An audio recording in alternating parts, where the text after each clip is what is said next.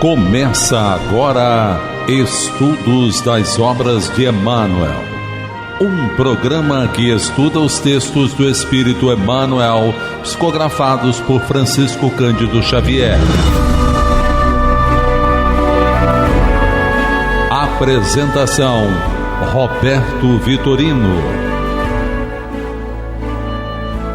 Olá, amigo e amiga ouvinte. Olá, você, seguidor nas nossas redes sociais.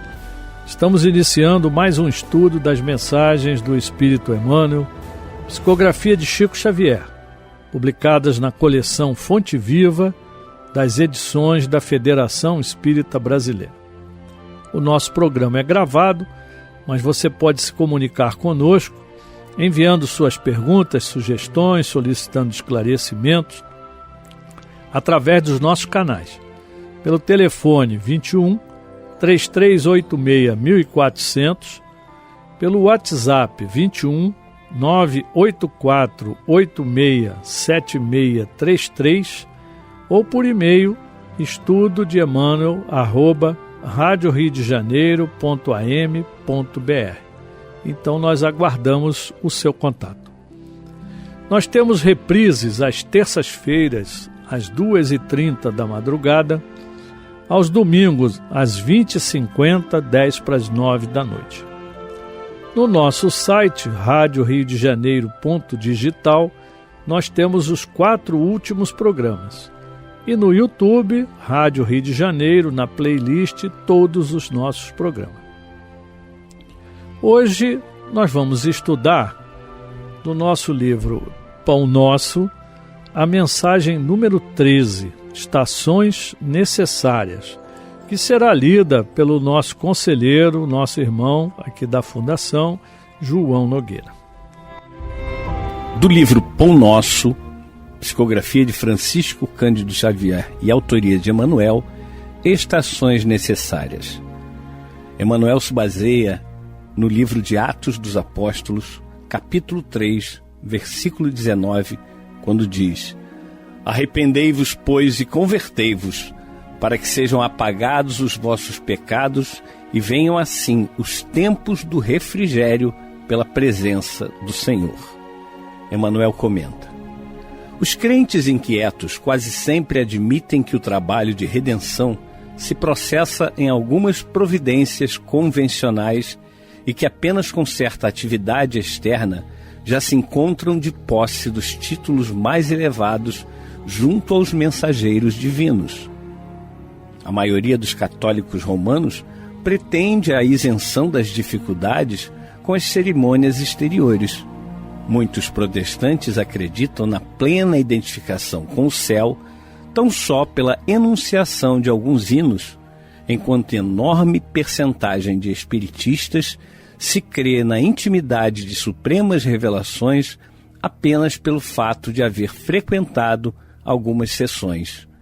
Tudo isto constitui preparação valiosa, mas não é tudo. Há um esforço iluminativo para o interior, sem o qual homem algum penetrará o santuário da verdade divina. A palavra de Pedro à massa popular contém a síntese do vasto programa de transformação essencial a que toda criatura se submeterá para a felicidade da união com Cristo. Há estações indispensáveis para a realização, porquanto ninguém atingirá de vez a eterna claridade da culminância. Antes de tudo, é imprescindível que o culpado se arrependa, reconhecendo a extensão e o volume das próprias faltas, e que se converta, a fim de alcançar a época de refrigério pela presença do Senhor nele próprio. Aí chegado, habilitar-se-á para a construção do reino divino em si mesmo. Se realmente já compreendes a missão do Evangelho, identificarás a estação em que te encontras e estarás informado quanto aos serviços que deves levar a efeito para demandar a seguinte. Então, Emmanuel, mais uma vez, nos fazendo refletir sobre o nosso caminhar. E dessa vez ele vai se basear em Atos dos Apóstolos, número 3:19. E é interessante porque algumas pessoas às vezes até perguntam, né? Atos dos Apóstolos, o que é isso? Tal. Bom, é um dos livros, né, que nós temos do Evangelho, e o objetivo dele é mostrar a ação, como está escrito lá, né, do Espírito Santo na primeira comunidade cristã e por ela no mundo em redor. Então, a ideia é mostrar a atuação dos primeiros cristãos, né, e a influência dos espíritos guardiães, né, que eles chamam aqui de Espírito Santo, que é o conjunto de todos. Poderíamos chamar o Espírito de Jesus, o Espírito de Deus, né, o grande Espírito. E o conteúdo desse livro, ele não fala de todos os apóstolos, mas fala principalmente de Pedro e Paulo. E a história da difusão do Evangelho, de Jerusalém até Roma, por essa ação desse Espírito elevado. Essa promessa do refrigério é interessante porque é uma palavra que nós não temos ela mais no nosso uso corriqueiro, né? E refrigério quer dizer ação ou efeito de refrigerar, de refrescar, de tornar frio, alguma frescura. É uma sensação agradável produzida por essa frescura. Ou seja, para quem estava lá vivendo no deserto, quando fala em refrigério, é um conforto, realmente, né? E no sentido hoje que nós entendemos, né, é um consolo, um alívio de qualquer natureza. E, acima de tudo, o conforto moral, né, que é o refrigério da alma, como a gente encontra em vários documentos. Por isso que é colocado ali. E venham assim os tempos do refrigério pela presença do Senhor. Então, o refrigério é uma promessa de alívio, de descanso, de renovação, que vem quando nos arrependemos e buscamos a Deus. Então, é um processo em que a gente sabe que ainda erramos e erramos muito, e quando a gente erra e a gente reconhece o erro e busca reparar o erro, primeiro a gente se arrepende, e aí nessa busca de Deus a gente entende que a gente tem que se renovar, e nessa renovação a gente começa a sentir esse conforto moral, né? Ou seja, a nossa consciência para de ficar nos cobrando. Então a gente começa a caminhar em paz conosco mesmo.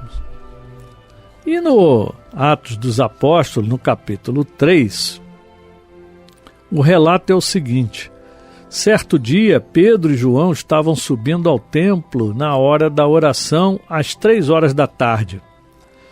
Estava sendo levado para a porta do templo chamada Formosa, um aleijado de nascença, que ali era colocado todos os dias para pedir esmolas aos que entravam no templo.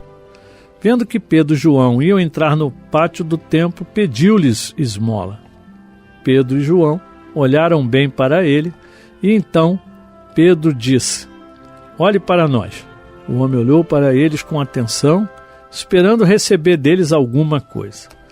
Disse Pedro: não tenho prata nem ouro, mas o que tenho, isto lhe dou.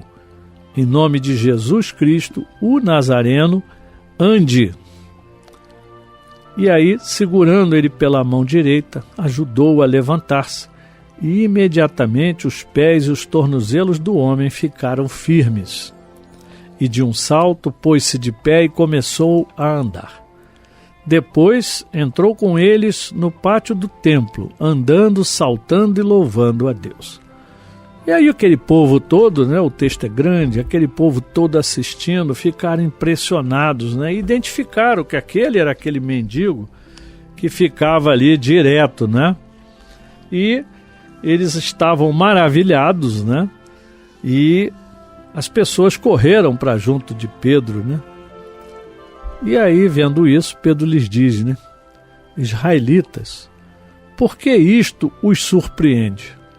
Porque vocês estão olhando para nós como se tivéssemos feito esse homem andar por nosso próprio poder ou piedade? Então observem que Pedro deixa muito claro que não foram eles que fizeram o homem andar, mas foi o poder de Deus através deles. E ele completa: o Deus de Abraão, de Isaque e de Jacó, o Deus dos nossos antepassados, glorificou o seu servo Jesus, a quem vocês entregaram para ser morto e negaram perante Pilatos, embora ele tivesse decidido soltá-lo. Então ele está chamando a atenção realmente para aqueles irmãos ali que estavam maravilhados, mas que tiveram todas as oportunidades e perderam, né? Pilatos queria inocentar Jesus, já tinha aceitado a inocência de Jesus, mas o povo pediu e acabou, né? Infelizmente, como está registrado em Atos, vocês negaram publicamente o santo e justo e pediram que lhe fosse libertado um assassino. Então, nós lá naquele momento, certamente estávamos por lá.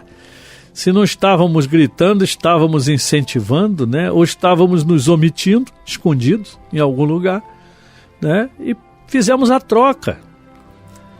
E Pedro continua: vocês mataram o autor da vida, mas Deus o ressuscitou dos mortos. E nós somos testemunhas disso. Essa passagem ela é muito forte para os judeus, né? Para os hebreus naquela época, os israelitas, né? Então eles entenderam que realmente Pedro estava falando e com autoridade, né? De quem tinha fé, de que tinha vivenciado tudo aquilo e que estava cobrando deles uma atitude, né? Pedro continua: pela fé no nome de Jesus, o nome curou este homem que vocês veem e conhecem. Então foi Jesus que curou através deles. A fé que vem por meio dele lhe deu esta saúde perfeita, como todos podem ver. Então Pedro e João podiam realmente auxiliar aquele irmão, mas a cura veio através de Jesus, mas principalmente porque aquele mendigo teve fé. Ele pediu, ele acreditou e conseguiu. E mais uma vez foi considerado, vamos botar entre aspas, um milagre, né? Nós sabemos que tem todo um processo científico por trás, mas o mais importante, Pedro e João foram apenas os medianeiros, né? Foram apenas os instrumentos para que aquele irmão fosse curado em nome de Jesus. E Pedro continua: agora, irmãos, eu sei que vocês agiram por ignorância, bem como os seus líderes, porque na época Pedro ficou muito zangado com eles, como qualquer um de nós. Até hoje a gente vê a história e a gente fica chateado. Mas eles agiram por ignorância, tanto é que Jesus pediu ao Pai, né? Perdoai-os, eles não sabem o que fazem. Eles ignoravam tudo aquilo. Eles olharam, mas não viram, né? Não enxergaram que aquele era o Messias. E aí Pedro continua: mas foi assim que Deus cumpriu o que tinha predito por todos os profetas, dizendo que o seu Cristo haveria de sofrer. E aí vem para nós uma reflexão. Se o Cristo precisou sofrer para nos mostrar que o sofrimento é redenção, que o sofrimento é crescimento, então a gente tem que pensar muito no momento do sofrimento. Eu sei que é difícil. Tem até pessoas que dizem assim: o espírita gosta de sofrer. Não, pelo amor de Deus. Quem gosta de sofrer é masoquista. Nós não somos masoquistas, ninguém gosta de sofrer. Mas nós entendemos por que sofremos. E quando a gente faz um exame de consciência, nós vamos ver que a maior parte das vezes estamos sofrendo por erro nosso próprio. Por algum momento que a gente foi invigilante, por algum momento que a gente foi ignorante, cometemos um mal e pela lei de causa e efeito, também chamada lei do retorno, nós vamos vivenciar aquele mesmo mal que nós provocamos no outro. E aí a gente vai entender como dói, né? Diz que quem bate esquece, mas quem apanha nunca esquece. Então, nós precisamos entender o sofrimento como redenção. Ele é colocado na medida do necessário e Deus nunca dá a cruz maior do que nós podemos suportar. Então, quando tivermos uma dor, um sofrimento, tenhamos tranquilidade e agradeçamos a Jesus, porque aquele sofrimento está nos fazendo parar para refletir e ver que nós estamos errando em algum lugar.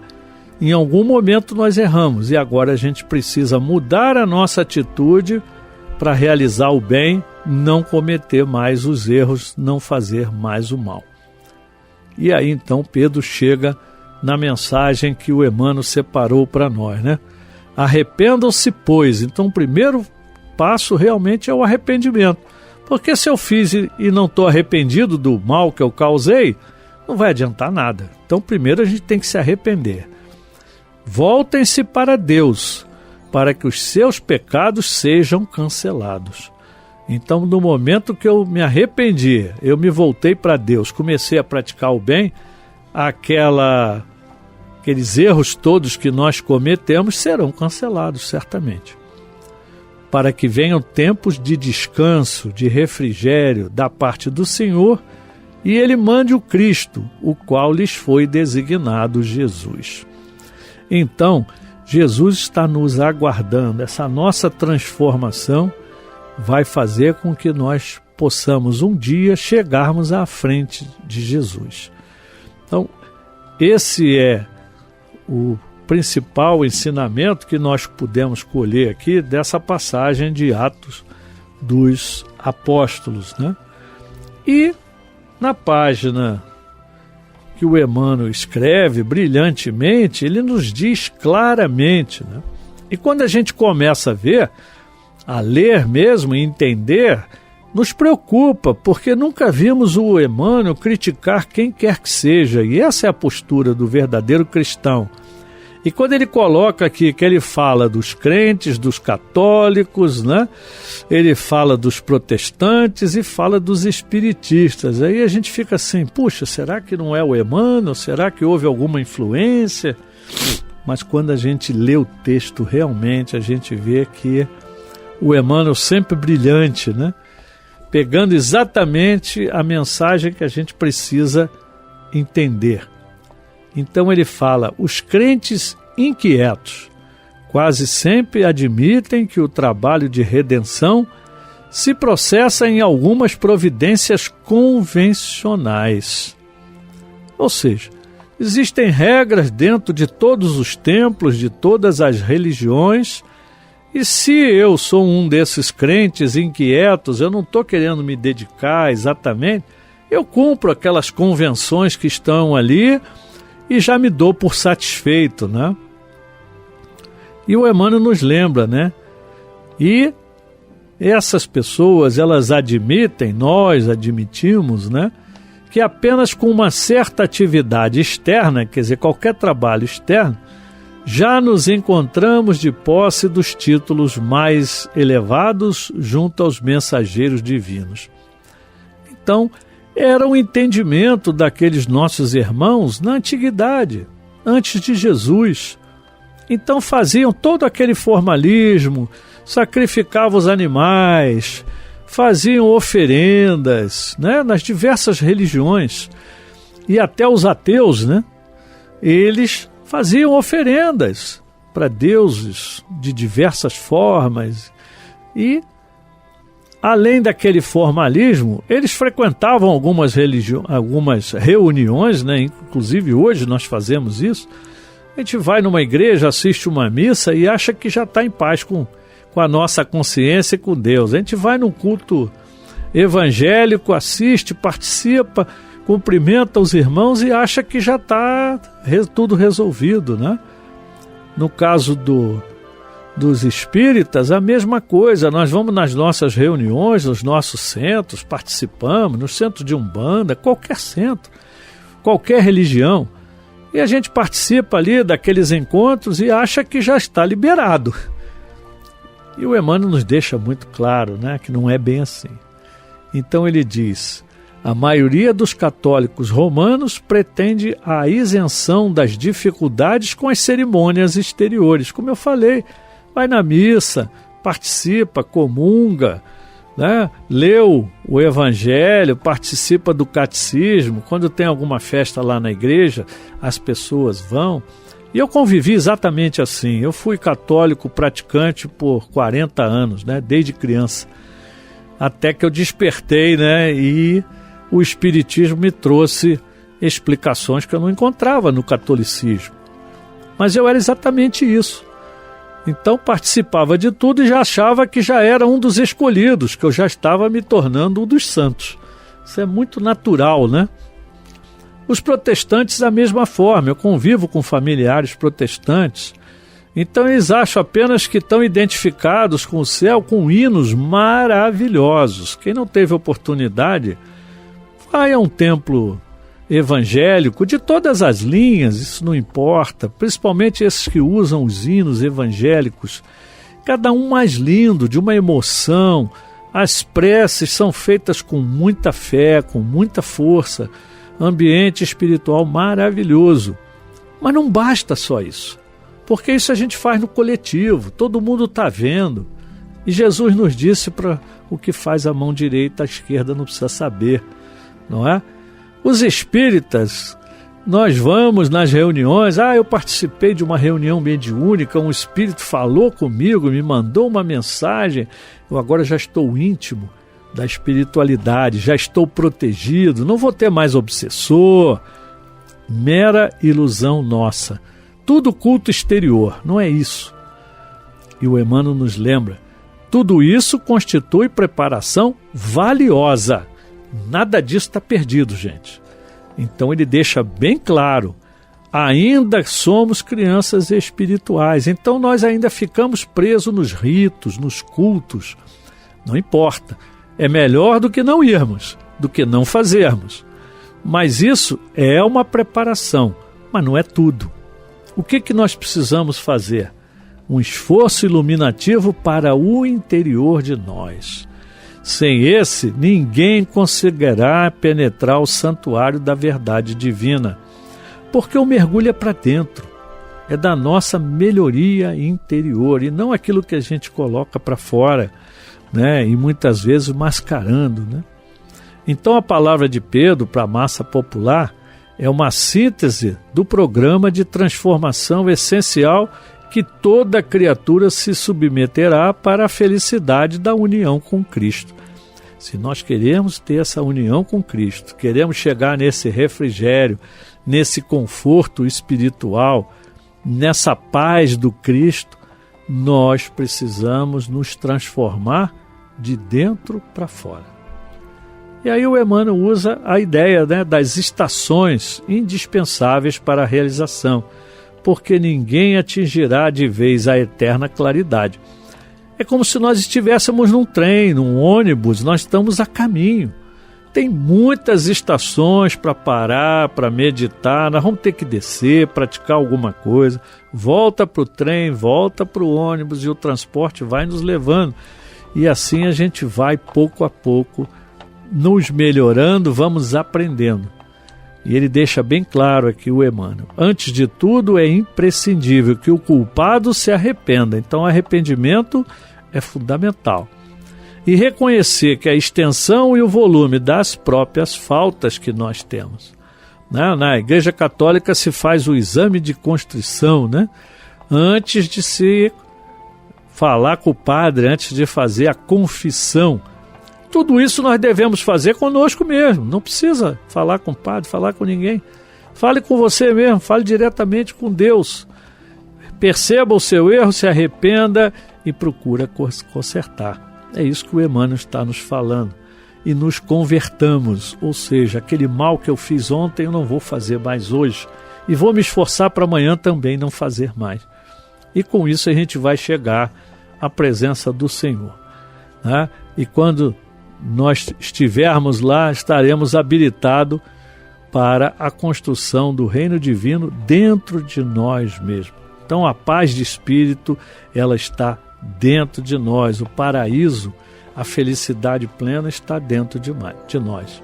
E o Emmanuel conclui: se realmente já compreendes a missão do Evangelho, identificarás a estação em que te encontras e estarás informado quanto aos serviços que deves levar a efeito, realizar, para demandar a estação seguinte. Então todos nós já temos o conhecimento, já temos o esclarecimento, temos todas as escrituras para nos basearmos, então agora só nos resta praticar tudo isso, assim como Jesus nos demonstrou. Meus irmãos, muita paz. A Rádio Rio de Janeiro apresentou Estudo das Obras de Emmanuel, um programa que estuda os textos do Espírito Emmanuel, psicografados por Francisco Cândido Xavier.